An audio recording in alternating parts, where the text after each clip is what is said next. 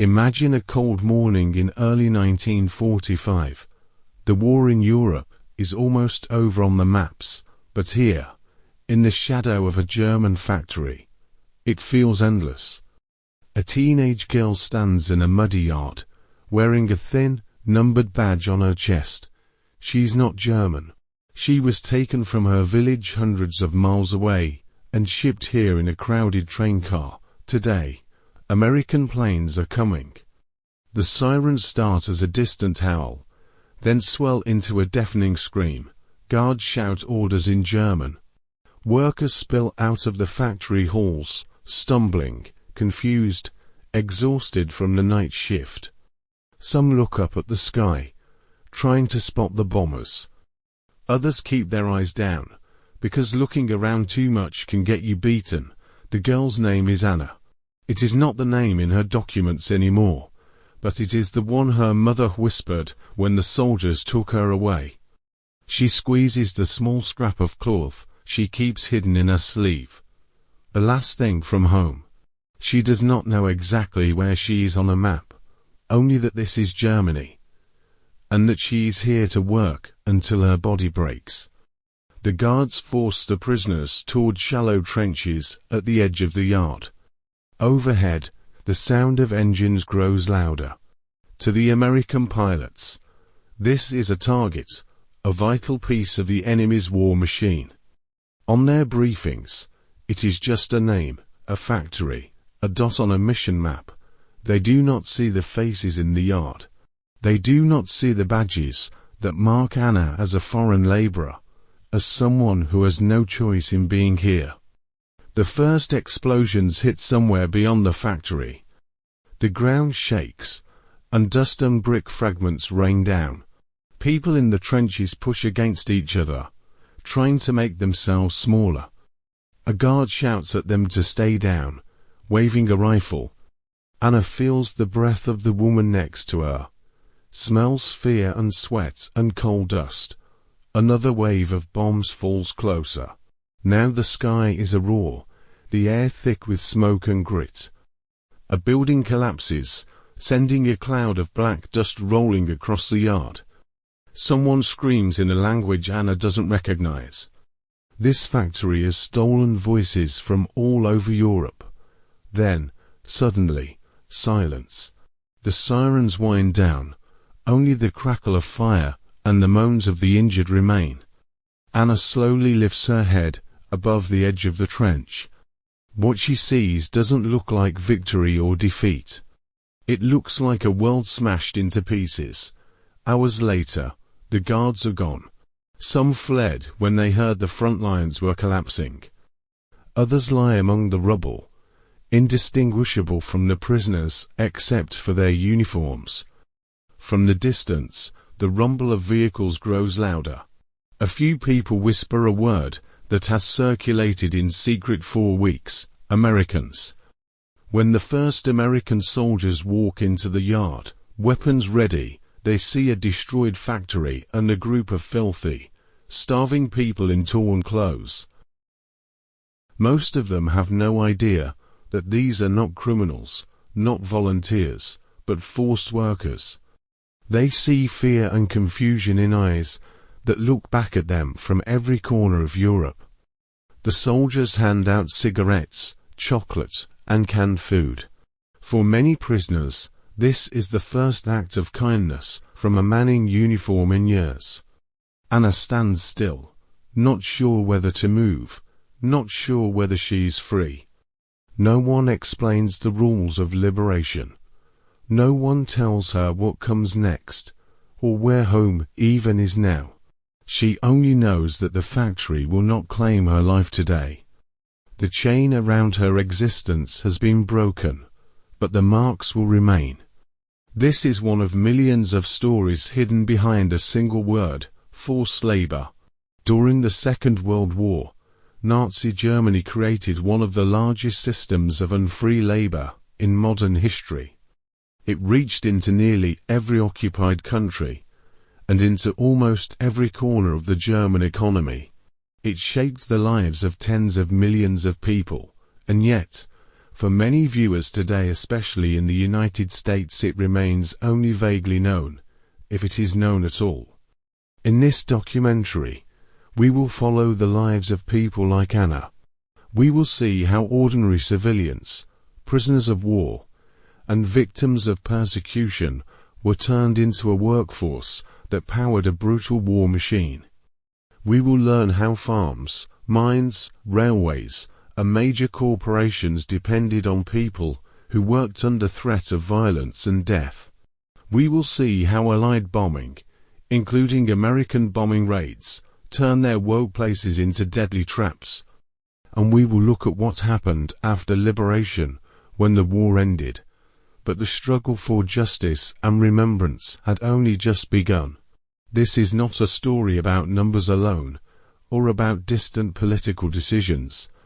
It is a story about human beings who carried the war on their backs, in their hands, and in their scars. It is a story about choices of those who built and ran the system, of those who profited from it, and of those who tried to survive inside it. And it is a story that challenges how we remember the good war today, especially from an American perspective. Lives in Chains, the untold history of World War to forced workers, will take you from the first roundups to the chaotic days of liberation. Along the way, you will meet people whose names rarely appear in textbooks, but whose suffering and resilience deserve to be heard. Their lives were shaped by decisions made far away in Berlin, in occupied capitals, and in Allied war rooms. Their voices echo into the present, asking what freedom, responsibility, and justice really mean when war ends, but the consequences do not. Stay with this story, because to understand the true cost of World War II, you have to listen to the people who lived and labored in chains. To understand how Anna and millions of others ended up in places like that factory yard, we have to step back to the beginning. The story of forced labor under Nazi rule does not start with the bombs, or even with the invasion of Poland. It begins earlier, with a regime that believed some people were worth more than others, and that work could be used as a weapon.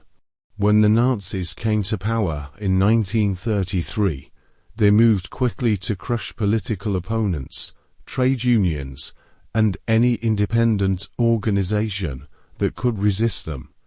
Early concentration camps were set up for political prisoners and others seen as enemies of the new order.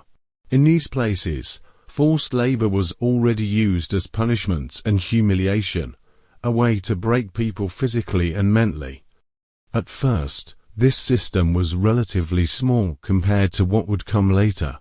The early camps were brutal, but they were not yet the backbone of a continental labor regime. That transformation began when Germany started preparing openly for war and rearmament. The Nazi leadership wanted two things at once: total political control and rapid economic expansion. They pushed German industry to produce more weapons, more vehicles, more infrastructure for war. But a growing army and a mobilized population meant that German factories would soon run short of workers. When the war in Europe broke out with the invasion of Poland in 1939, everything changed in scale. Occupation brought millions of new people under German control. In the eyes of the regime, many of these people were not future citizens, but resources to be exploited. Over the next years, occupation authorities, the SS, and civilian agencies built what was effectively a vast labor market without freedom. Prisoners of war, civilians, concentration camping mates, and residents of ghettos and occupied towns were all drawn into a system of coercion. Some were taken by force from their homes. Others were pressured, tricked with false promises, or given no real alternative to volunteering. By the early 1940s, forced labor had become a central pillar of the German war economy. Foreign workers were everywhere, in mines, on farms, in armament plants, on construction sites, and in small workshops. It is estimated that many millions of men, women, and even children were compelled to work for the Reich, often under conditions that meant slow destruction.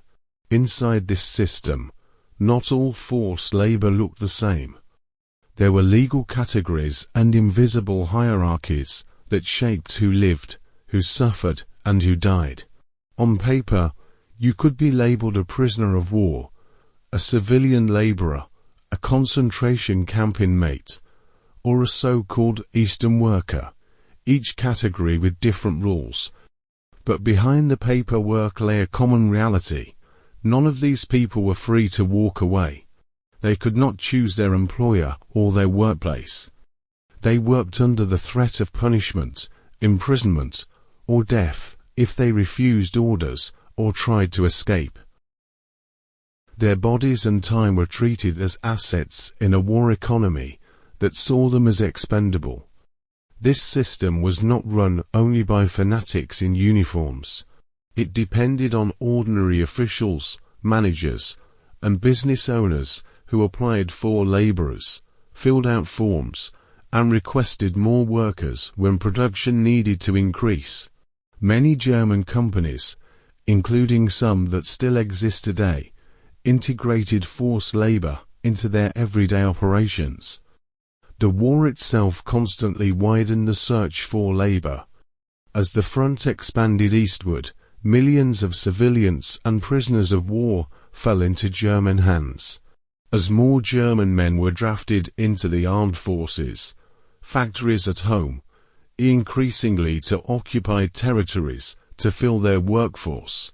By the time the United States entered the war after Pearl Harbor, this forced labor system was already deeply embedded in the Nazi war machine. American planners knew that Germany was exploiting occupied Europe, but the full human scale of forced labor was not yet clear to most people in the United States. The focus was on defeating the enemy militarily, not yet on understanding how many lives were being consumed behind the front lines. When we look back now, it is tempting to imagine Nazi forced labor as a single, uniform structure. In reality, it was a shifting, often chaotic network of agencies, decrees, and overlapping responsibilities. Different branches of the regime, civil administration, the army, the SS, and private industry, competed and cooperated to claim control over labor. This chaos did not make the system weaker. It often made it more ruthless. When one authority hesitated, another pushed harder. When there were not enough workers in one region, new raids and deportations were ordered in another. For people like Anna, these bureaucratic struggles were invisible. She would not have seen the memos or heard the debates in Berlin. She felt the system only at its sharpest points. The knock on the door, the transport in a sealed train, the assignment to a factory she had never heard of. From the outside, though, it is important to understand this structure. It shows that forced labor under Nazi rule was not an accident or a side effect. It was a deliberate choice, shaped by ideology and by the demands of total war. It was a system in which racism, economic ambition, and military strategy reinforced each other. In the next chapter, we will look more closely at the people trapped inside this system. Who were they? Where did they come from? And how did the labels the regime put on their bodies determine their chances of survival? When we talk about forced workers under Nazi rule, it is easy to imagine a single, faceless mass. But the reality was far more complex, and far more human. Millions of individuals were pulled into this system from different countries, backgrounds, and social classes, each with their own story. Some were farmers' sons and daughters from rural Poland. Others were factory workers from industrial cities in France or Belgium. Many were teenagers from villages in Ukraine or Belarus, swept up in raids and deportations. There were also skilled specialists, engineers, and craftsmen taken from occupied countries to help keep German industry running. The Nazis did not see all of these people in the same way. Their ideology ranked entire nations and ethnic groups on a ladder of supposed racial value. This hierarchy shaped where people were sent, how they were treated, and how likely they were to survive. At one end were workers from Western Europe, countries like France, Belgium, the Netherlands, and later Italy. These laborers were often called foreign workers, and, at least on paper, had certain legal protections. They might receive slightly better food or wages, and in some cases had more contact with local German civilians. At the other end were those the regime considered racially inferior or politically dangerous. Civilians from Poland and the occupied Soviet territories were treated with particular harshness. Many of them were classified as Eastern workers, marked with special badges and subjected to strict controls and brutal discipline. Then there were groups who were not just exploited, but targeted for systematic persecution and destruction. Jews, Roma and Sinti, and other persecuted minorities often experienced forced labor within ghettos, camps, and special labor details. For them, labor was frequently tied directly to a policy of extermination. Work was a tool to weaken and destroy, not simply to extract production. Prisoners of war formed another huge group within the labor system. Soviet prisoners of war, in particular, were treated with extreme brutality, starved and worked under deadly conditions. Western Allied prisoners of war, including Americans and Britons, usually had different legal status and protections under international law, but even they were sometimes used in ways that crossed those boundaries. Age did not protect anyone. Children and teenagers were deported from occupied territories and put to work in agriculture, factories, and workshops.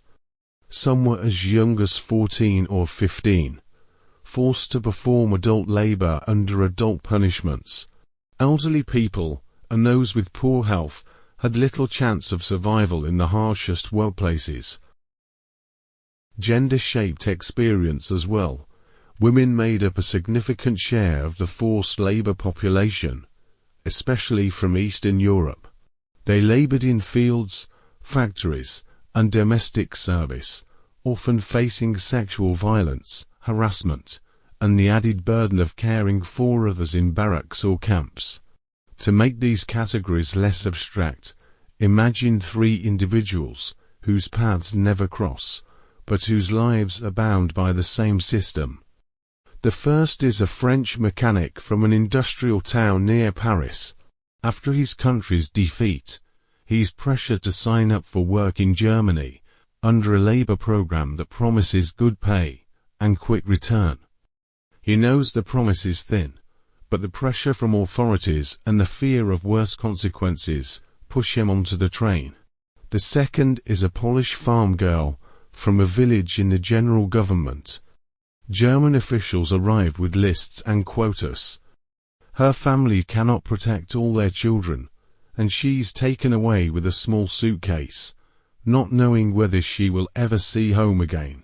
She becomes exactly the kind of worker the regime expects to bend under hard labor without complaint.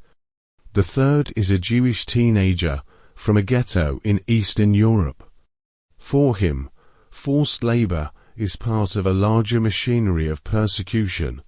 He works in a workshop attached to the ghetto or a nearby camp, repairing uniforms or sorting materials.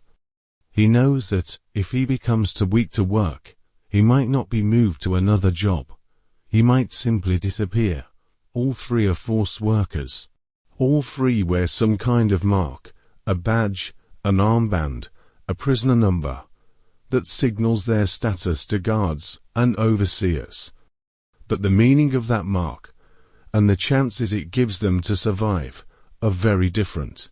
Nationality, religion, and perceived race were not the only factors. Class, skills, and language also played a role. Someone who spoke German, or who had a useful trade, might be assigned to slightly better work or gain small advantages. Someone who could not communicate, or who was considered unskilled, was more easily discarded. To viewers in the United States, these distinctions may seem distant or overly bureaucratic, but they mattered every day. They determined whether a worker was housed in a guarded camp, a fenced barracks near a factory, a farm stable, or a concentration camp block. They influenced how much food someone received, how quickly they were beaten for mistakes, and how easily they could be replaced. What unites these different groups is not just that they worked without freedom. It is that their lives were reduced to a calculation. How much labor can be extracted before this person becomes useless? That cold logic was present in spreadsheets, reports, and planning documents, but it was felt most sharply in exhausted bodies and haunted minds. For many years after the war, some of these groups received attention, while others remained in the shadows. Prisoners of war and political resistors sometimes fit more easily into heroic national stories. Civilians from Eastern Europe, or people whose labor was tied to genocidal policies, often struggled to have their experiences recognized and compensated. Today, when museums and archives reconstruct the world of Nazi forced labor, they work with scattered traces, camp records, company files, photographs, and survivor testimonies. From these fragments, we can see how broad the system was, and how carefully it divided people even as it exploited them together. In the next chapter, we will follow the path that many of these people took from their homes to their places of work. We will see how recruitment, pressure, and outright abduction fed the labor machine. And we will look at how, long before liberation, the journey itself already broke families, communities, and any sense of safety. For most forced workers, the journey into bondage did not begin with barbed wire. It began at home with a notice, a knock, a rumor, or the sound of trucks on a familiar street. The path from ordinary life to forced labor could be lined with paperwork, propaganda, or brute violence, depending on who you were and where you lived. In Western Europe, the process often started with laws and pressure. After occupying countries like France, Belgium, and the Netherlands, German authorities demanded workers to support the Reich's economy. Posters went up promising good wages, decent housing, and a chance to help families back home by working in Germany. At first, some people did sign up, hoping to escape unemployment, poverty, or political uncertainty. They thought they were making a hard but temporary choice. But as the war dragged on and voluntary numbers fell, the pressure increased. Governments under occupation cooperated, passing regulations, organizing registration, and threatening consequences for those who refused. In places like Vichy France, so-called labor exchanges and compulsory service schemes blurred the line between recruitment and coercion. A young man might be told that if he didn't go to work in Germany, his family could face penalties, or he might be drafted into dangerous service at home instead. On paper, the system still spoke the language of contracts and duties. In practice, it narrowed choices until there were none. Farther east, in Poland and the occupied Soviet territories, the mask slipped more quickly. Here, Nazi racial ideology treated large parts of the population as a pool of labor to be harvested by force. Recruitment campaigns were backed by raids, street roundups, and village sweeps that pulled people from their homes at gunpoint. German officials and collaborating police units would arrive with quotas to fill. Local authorities were ordered to deliver a certain number of workers by a deadline. If voluntary sign-ups did not meet the target, they turned to coercion, surrounding markets, blocking roads, dragging people from churches, schools, and farms. For many families, this meant living with constant fear. Parents hid teenage children in forests, barns, or secret rooms when rumors of a new labor action spread. Some forged documents or sent their children to relatives in other regions, hoping the wave of deportations would pass them by. In Jewish ghettos and other persecuted communities, forced labor was tied directly to survival. Orders for labor details came from camp commandants or ghetto administrators, who decided who would be sent to work, and who might be marked for deportation elsewhere. Some families clung to the belief that having a labor assignment could delay or prevent deportation to extermination sites, even though the system was designed to destroy them in stages. Once selected, the journey itself became the first stage of captivity. People were ordered to pack quickly, often with strict limits on what they could carry. They might be told they were going to work for a few months, or that they would be close enough to send letters. Most had no real sense of where they were being sent, or how long they would be gone. Transport conditions made it clear that promises meant little. Many civilians from Eastern Europe were crammed into freight cars, with little food, water, or sanitation, for journeys that lasted days. Prisoners of war, especially from the Soviet Union, were moved in similarly brutal convoys, with high death rates before they even reached their destinations. For people from Western Europe, the trains might, at first glance, look more organized, passenger cars, instead of cattle wagons, some space to sit. But the psychological break was similar. They were leaving familiar languages, landscapes, and legal systems behind.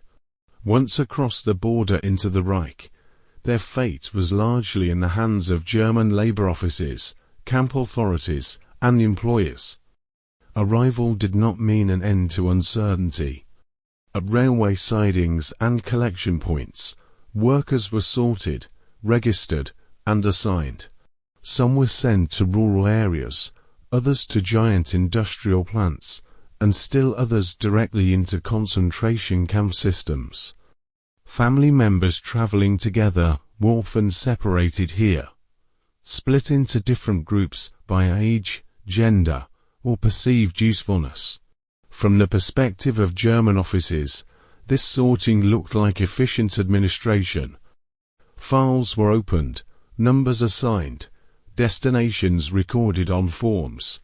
From the perspective of those in line, it was a moment when their past lives or jobs, relationships, identities, were reduced to a few entries in a foreign language.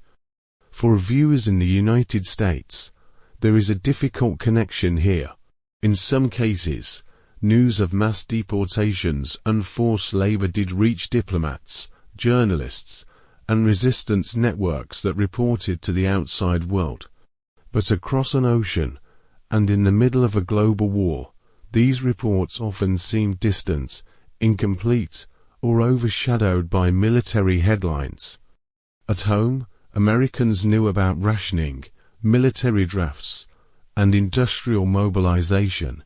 They experienced their own kind of total war, but within a framework of citizenship and legal rights. What they could not easily see was the mirror image in occupied Europe, a labor force built not on patriotic appeals or wages, but on fear, violence, and the threat of annihilation. The transition from recruitment to open abduction was not a clean line. Even within the same country, Some people signed forms, while others were dragged away. What connects all these paths is that they led to the same place, a position where saying no was no longer possible without risking life and liberty. By the time Anna arrived at her factory, the system that captured her had already operated 4 years. In many parts of Europe, it had learned how to combine legal decrees, economic pressure, and naked force into a single process. The war turned villages, towns, and cities into hunting grounds for labor, feeding a machine that was always hungry for more bodies. In the next chapter, we will see what awaited people at the end of that journey. We will walk with them from the train platforms to the barracks, from the registration tables to the workshop floors and fields.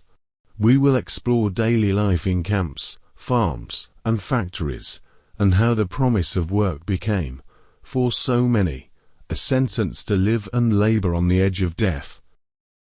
For many forced workers, arrival at their destination marked the start of a daily grind that was both brutal and unrelenting.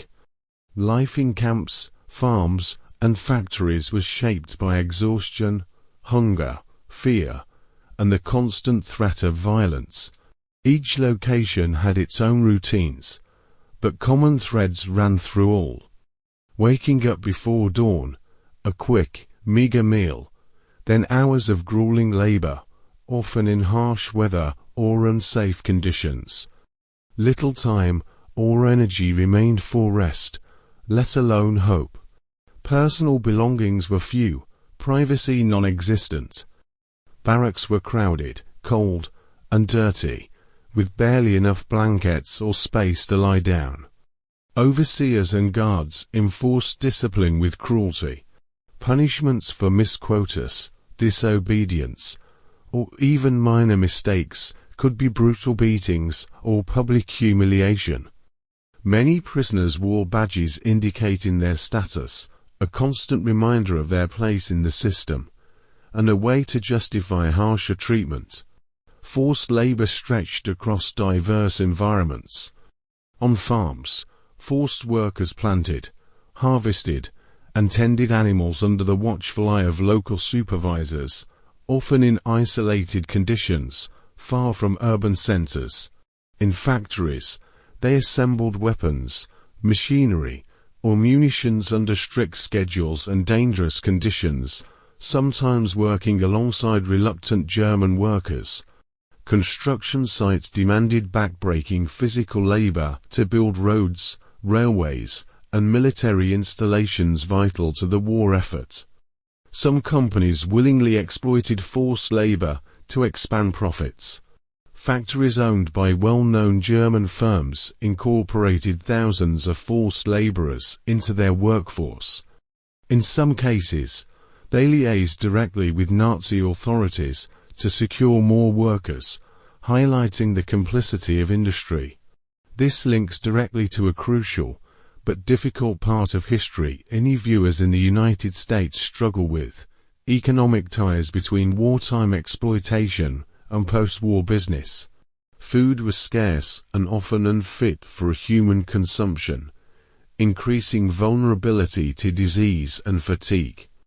Medical care, when it existed, was minimal and usually relegated to maintaining productivity rather than preserving health.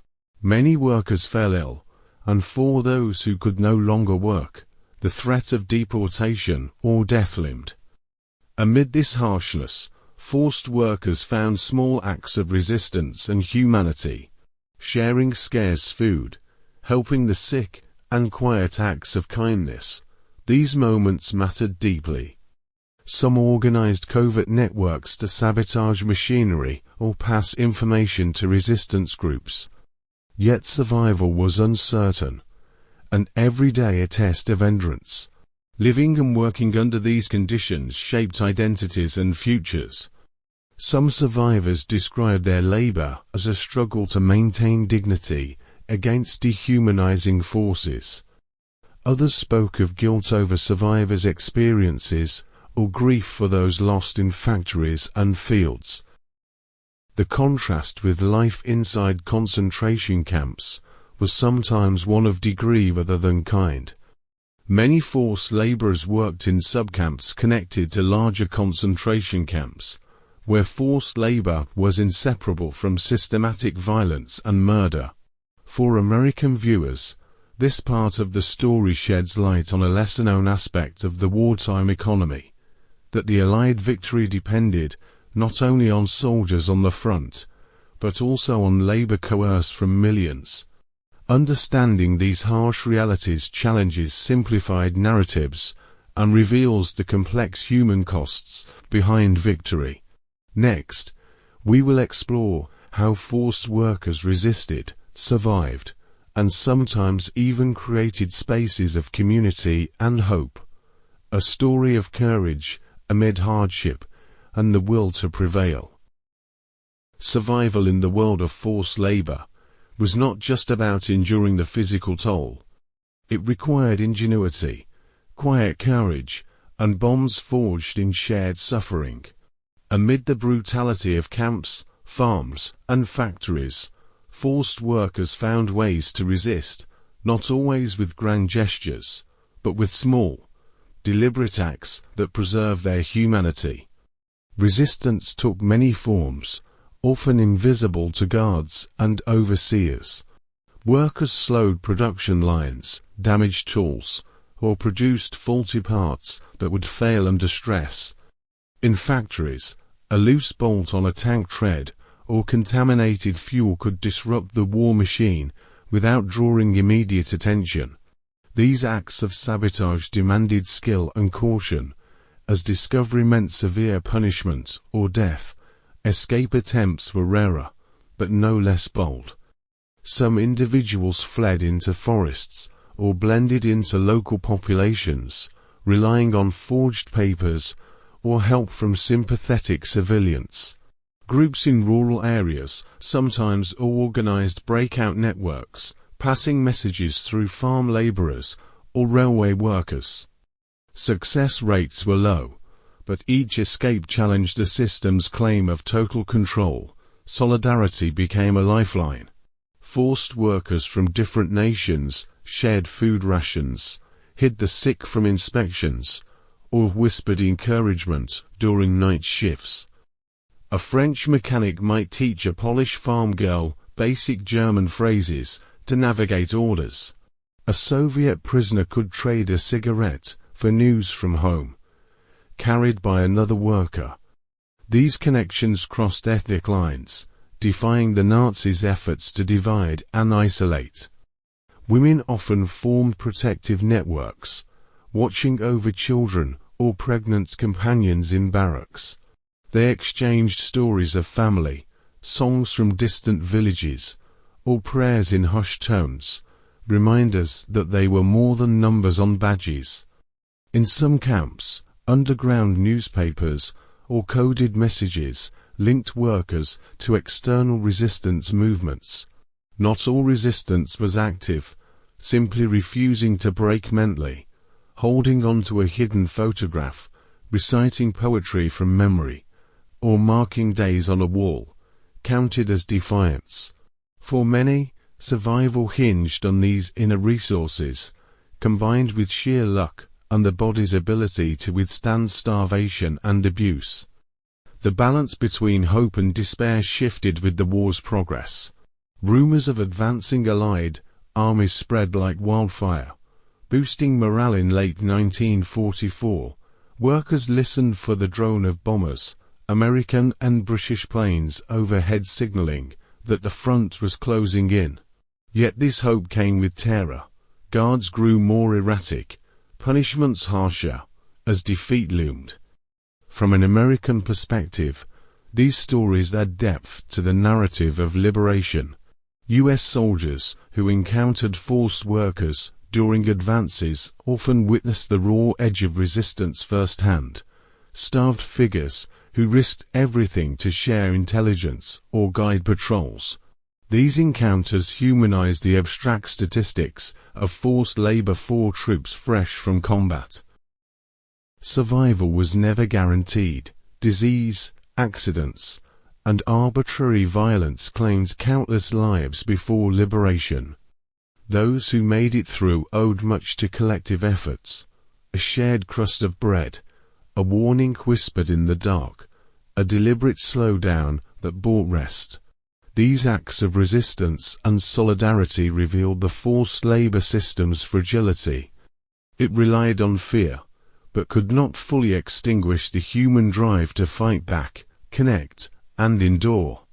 They turned victims into agents, even in chains. In the next chapter, we turn to the system's collapse. As Allied forces, including the US Army, pushed forward, evacuations, death marches, and chaotic liberations brought the end for many, but freedom remained uncertain. As the tides of war turned against Nazi Germany in 1944 and 1945, the forced labor system began to unravel, but not quietly or kindly. The advance of Allied armies unleashed chaos across occupied Europe and the Reich itself. Factories, farms, and camps were abandoned, evacuated, or destroyed in frantic attempts to cover up crimes or deny resources to the enemy. For many forced workers, this period was marked by confusion and terror. Orders came down for evacuations, often on foot, sometimes over hundreds of miles. These death marches exposed exhausted men, women, and children to freezing weather, starvation, violence, and arbitrary execution. Those who collapsed along the wayside were shot or left to die. In some places, guards simply fled, leaving prisoners behind with no food or protection. In others, SS units doubled down on brutality, killing workers rather than letting them be liberated. Chaos reigned as front lines shifted rapidly, communication broke down, and desperation grew on all sides. American troops first encountered these scenes as they pushed into Western Germany and Austria. Survivors described the arrival of black uniforms and vehicles as both terrifying and miraculous. For many forced laborers, the sight of American soldiers meant an end to chains and a beginning of uncertain freedom. Liberation was not immediate freedom from suffering. Many former forced workers were ill, malnourished, and often mistrustful of their rescuers. They faced challenges navigating a shattered world without identification, family, or money. Americans and other allies struggled to provide care, shelter, and security amid post-war chaos. Soldiers, medical personnel, and relief organizations established displaced persons camps where former forced workers could recover. Yet uncertainty and political tensions surrounded these places, as governments debated repatriation and reckoned with the scale of displacement. For many, returning home was not simple. Some faced hostility, border changes, or the loss of everything familiar. American military and intelligence agencies began documenting the forced labor system, gathering evidence for post-war trials. Testimonies from survivors were crucial in revealing the depth of Nazi crimes and the involvement of industrial firms. But this pursuit of justice unfolded against the practical challenges of rebuilding a continent in ruins. Returning to Anna's story, she stood in the ruins of the factory, unsure of what would come next. The war was ending, but her journey to freedom had only just begun. For her, and millions like her, liberation was a doorway to new struggles, searching for family, rebuilding lives, and confronting the silence that would follow. Next, we will explore the aftermath of forced labor, a world of displaced persons, justice efforts, and long, difficult fights for recognition and compensation. The story does not end with liberation. It changes course into memory, silence, and the quest for justice. Liberation brought an end to forced labor, but not to the suffering or uncertainty for millions of survivors. Across Germany and occupied Europe, former forced workers found themselves in a shattered landscape, classified as displaced persons or DPs as strangers in a world upended by war. By mid-1945, Allied forces, including the US Army, managed camps housing up to 11 million DPs, many of whom were former laborers, too weak to travel home immediately. These DP camps became temporary homes, filled with medical aid, food distributions, and efforts to identify and repatriate people. American soldiers and organizations like the United Nations Relief and Rehabilitation Administration provided essentials, but challenges abounded: lost documents, separated families, and trauma that made even safety feel surreal. For US viewers, this era highlights the scale of American involvement, not just in combat, but in humanitarian relief amid the ruins. Repatriation was uneven and often painful. Western Europeans returned faster, but Soviet citizens faced dread. Stalinist purges awaited many, suspecting collaboration with the enemy. Poles, Ukrainians, and others dealt with redrawn borders, destroyed homes, and political upheavals that made home unrecognizable. Hundreds of thousands chose to stay in Germany or emigrate, including to the United States, seeking new starts away from wartime horrors. Justice efforts began swiftly, but focused narrowly at first. The Nuremberg trials exposed forced labor's role in Nazi crimes, using survivor testimonies, camp records, and company documents to prosecute leaders and industrialists. U.S. prosecutors presented evidence of firms like Krupp and IG Farben profiting from slave labor, setting precedents for corporate accountability. Though many cases dragged on 4 years, yet full reckoning stalled. Early compensation laws in West Germany excluded most civilian forced laborers, prioritizing political or racial persecution victims residing in Germany. Survivors from Eastern Europe received little. Companies and the state resisted payouts, framing laborers as forgotten victims in the Cold War shadow.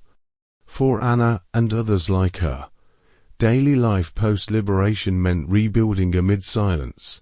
Physical scars healed slowly, psychological ones lingered in nightmares, lost loved ones, and unspoken stories shared only in DP camp whispers. Many took low-wage jobs in Allied zones, while advocating quietly for recognition that rarely came. From an American lens, this chapter connects to post-war prosperity, built partly on evidence from these trials and the moral imperative to aid DPs, shaping U.S. policy on refugees and human rights. It underscores how victory's narrative often overlooked the laborers whose endurance powered survival until liberation. In the next chapter, we examine the long silence that followed, broken only decades later by survivor activism and global pressure for compensation and memory. After the war, the story of forced labor was largely overshadowed by other narratives of World War II.